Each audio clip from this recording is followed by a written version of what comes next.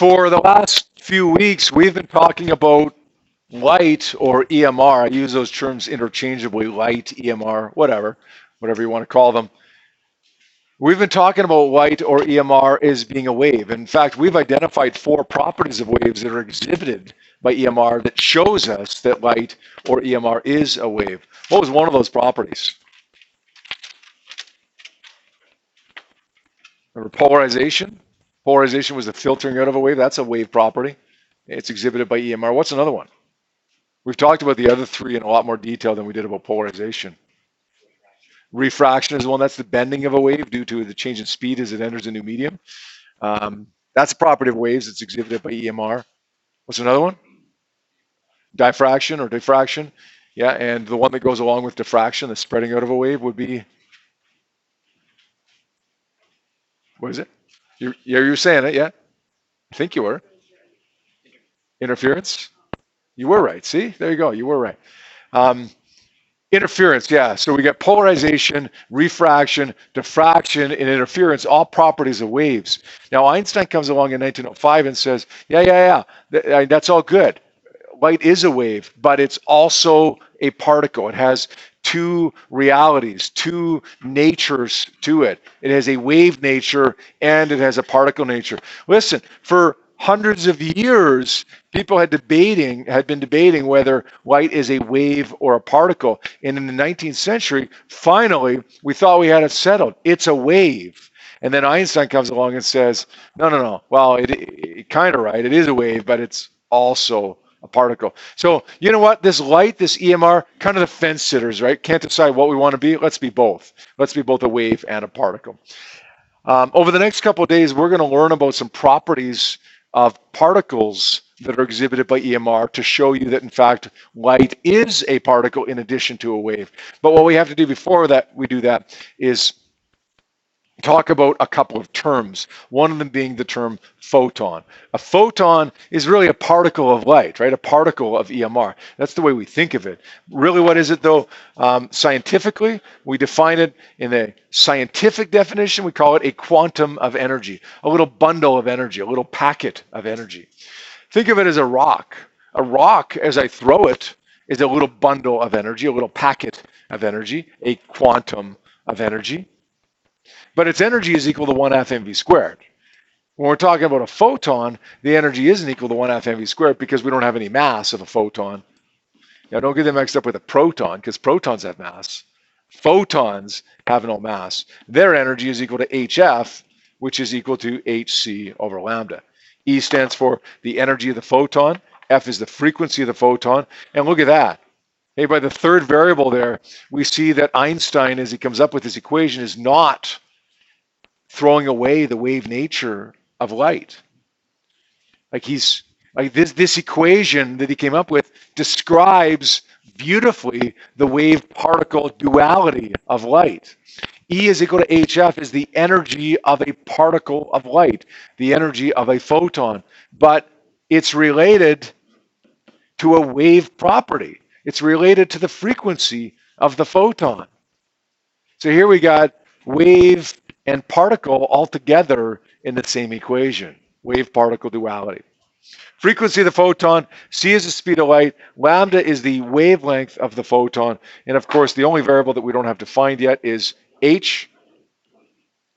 We said yesterday h stands for a constant that we call Planck's constant, and its value, there's actually 2 of them, 6.63 times 10 to the minus 34 joule seconds. And we also have 4.14 times 10 to the negative 15 electron volt seconds. Which one you use depends upon what you want your units for energy to be. Okay, if you want your energy to be in joules, then you're probably going to use this equation. If you want your energy to be in electron volts, then you're probably going to use this equation. Make sense? When we solve for the energy here, remember, it's not the energy of a rock. It's the energy of a single photon, the energy of a particle of light, a quantum of energy. But it's related to the frequency and the wavelength of that photon, to the wave nature of that photon that coexists. Let's take a look at a couple examples to calculate the energy of photons here. Example number 1 that's on the handout that I gave you a few minutes ago says determine the energy of a photon that has a frequency of 5 times 10 to the 14 hertz. This is a pretty straightforward question. The energy of a photon is equal to h times f, which is, well, I can use one of two values for Planck's constant. If I want my final energy to be in joules, then I'll use 6.63 times 10 to the minus 34. If I want it to be in electron volts, I'll probably use the other one. Multiply that by the frequency. And when I do that, what do I end up getting here? 6.63 times 10 to the minus 34 times 5 times 10 to the 14. I end up getting a value of 3.3 times 10 to the minus 19. And of course, the units would be joules.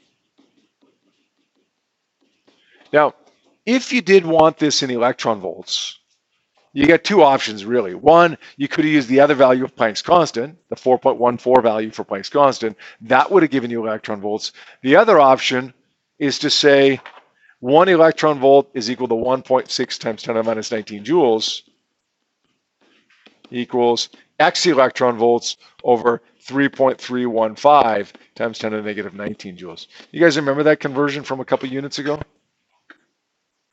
You solve for x here, that would be electron volts. Now, this question didn't ask you to find the energy in electron volts, so joules would have been just fine. But if you did have to have an answer in electron volts, then you could do it one of those two ways. Either calculate it in electron volts to begin with by using a different value of the constant, or get joules and then convert it to electron volts. Most times, you're allowed to use whatever units you want, joules or electron volts. There is the odd time where you've got to use joules, and I'll point that out over the next couple of days as we go through that type of thing. All right, I'm going to give you a couple of minutes just to work on these two questions on worksheet number 20, questions 1 and 2. Remember the equations that we just wrote down on the board. You can find them in your notes, but you can also find them on your data sheet. They're going to be near the middle bottom of your data sheet. E is equal to HF equals HC over lambda. Okay, and that's essentially what you're going to use for these two questions. Keep in mind things like units though, right? Nanometers, megahertz. If you're not sure what a nano is, check your data sheet. It tells you. Not sure what a mega is? Check your data sheet because it tells you. Question number 1, if we want to find an energy range of visible light, let's calculate the energy of both wavelengths. That's going to give you the range. Here's the range of wavelengths. What's the corresponding range of energies? Let's say E is equal to HC over lambda, twice. The first lambda would be 400 nanometers, or 400 times 10 to the minus 9 meters. The second one would be 700 times 10 to the minus 9 meters. Now, what value of Planck's constant are you going to use here? Whichever one you want. If you use 6.63, then you're going to get an answer in joules. If you use 4.14, then you're going to get an answer in electron volts. Whichever one you want, though. It doesn't specify, so you can use whichever one you want. Now, question 2 says, what's the wavelength and frequency of a 92.1 megahertz photon? Well, I'll tell you, the frequency is the easy one, although we often overlook the easy ones. The frequency is 92.1 megahertz. That is the frequency. Once on a diploma exam, once in the last 22 years, once they asked for the speed of light in a vacuum, which was 3.00 times 10 to the 8 meters per second. It was nothing to do except copy it off of your data sheet. They don't ask questions like this very often where they say, what's the speed of light in a vacuum? And you just have to look on your data sheet, or here's the frequency of a photon, what's its frequency? They don't ask that very often. They are more likely to ask for the wavelength, and the easiest way to find the wavelength here would be to say V is equal to F lambda, the wave equation. Lambda is therefore V over F. 3 times 10 to the 8 divided by 92.1 times 10 to the 6 hertz. 92.1 times 10 to the 6, or you could say 9.21 times 10 to the 7 hertz. Now, could we do it a little bit differently?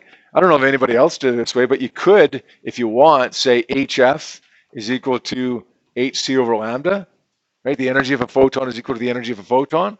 What happens here?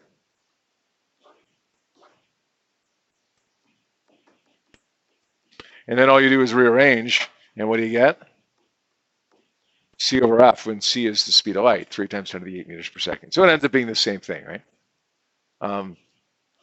That's probably the way I'd go about it because it's a little bit quicker, but the other way is right as well. All right, let's have a look at that second example now. It says how many photons of frequency 1 times 10 to the 16 would it take to obtain a total EMR energy of 2.5 times 10 to the 22 joules? Do you guys remember back in Unit 2 calculating the number of electrons? How did you find the number of electrons? Do you remember the analogy I gave you? You had a bag of oranges that weighs 1.2 kilograms. Each orange weighs 0.2 kilograms. How many oranges? You took the total mass and divided by the mass of one orange. You want to find the number of electrons. Let's take the total charge and divide it by the charge of one electron. You want to find the number of photons. What are you going to do?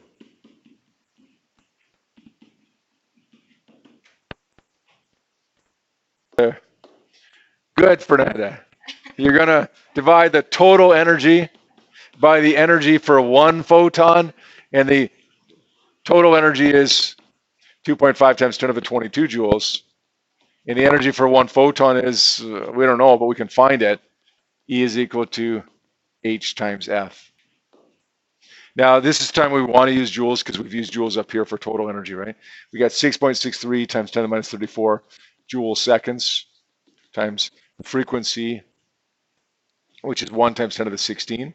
Gives us an energy of 6.63 times 10 to the negative 18. Plug in here. And that should give me a number of photons.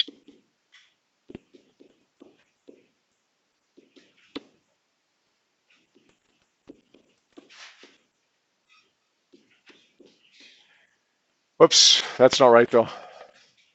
2.5 times 10 to the 22 divided by 6.63 times 10 to the negative 18 gives me 3.8 times 10 to the 39 photons. That's a lot of photons, but photons individually don't have a lot of energy. Okay, here's your homework for tonight, guys. Remember, you have a couple Google Classroom practice questions, the multiple choice practice questions. In addition to that, you have 3 questions from your textbook on page 707 that I'd like you to do. So it should take you, I don't know, maybe 10 minutes, maybe 15 minutes at the most for your homework tonight.